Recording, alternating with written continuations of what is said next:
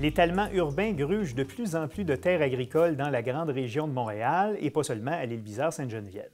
On l'a vu récemment avec le projet de construction de la gare terminale du REM, le train électrique de la Caisse de dépôt, sur des terrains zonés agricoles à Brossard. Plusieurs organismes environnementaux ont émis des inquiétudes sur la protection de ces terres.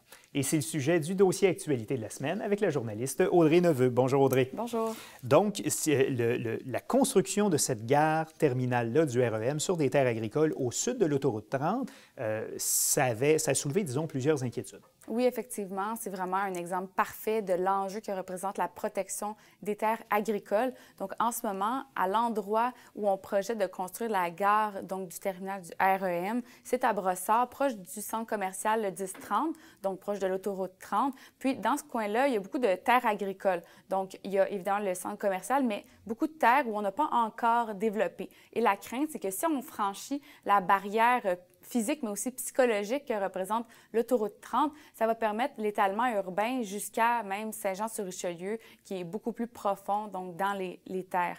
Donc, en ce moment, il y a beaucoup de terres agricoles qui sont devenues plutôt des territoires pour des bâtiments. Depuis entre 1966 et 2010, c'est une baisse de 30 des superficies boisées, donc dans la grande région de Montréal, 20 des terres agricoles. C'est quand même assez important. Donc, beaucoup se demandaient comment on va protéger ces terres-là. Si on construit un terminal de train, c'est certain qu'il va y avoir un développement immobilier, de la spéculation, donc les terres vont coûter plus cher.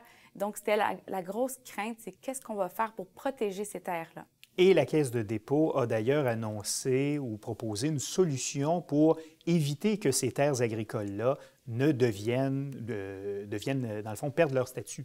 Oui, exactement. Donc, il y a eu une entente entre la Caisse de dépôt et placement, donc qui va faire construire le train et l'Union des producteurs agricoles pour créer un fonds de 3 millions de dollars qui va être géré par l'UPA pour donc créer un parc agricole autour du terminal et on va aussi aider les agriculteurs de la région donc à se moderniser pour leur donner un petit coup de main.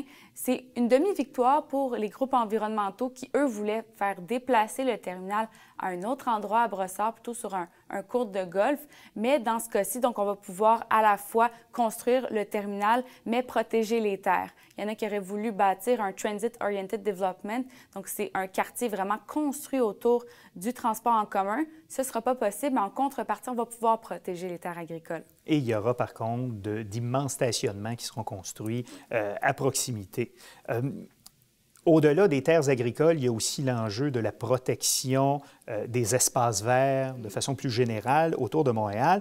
Il y a un projet d'ailleurs en ce sens dans la région métropolitaine. Oui, c'est la trame verte et bleue, donc qui est un grand projet mobilisateur pour atteindre plusieurs objectifs que la Ville de Montréal s'est donné. Donc, par exemple, on veut protéger 17 du territoire montréalais. On veut aussi beaucoup reboiser. Donc, on veut atteindre l'objectif de 30 du couvert forestier original de Montréal. Donc, c'est quand même un objectif ambitieux. Pour ça, on veut planter 375 000 arbres, donc un chiffre qui rappelle le 375e anniversaire de Montréal.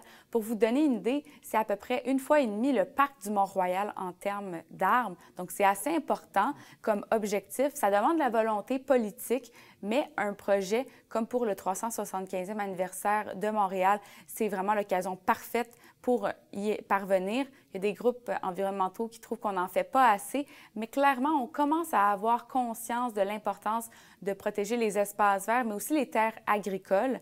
Et il faut dire qu'on prend conscience du fait que quand il y a un étalement urbain, souvent, on ne peut pas revenir en arrière. Quand on transforme une terre agricole pour faire du développement immobilier, c'est très rare qu'on va revenir à la nature originale de la terre, malheureusement.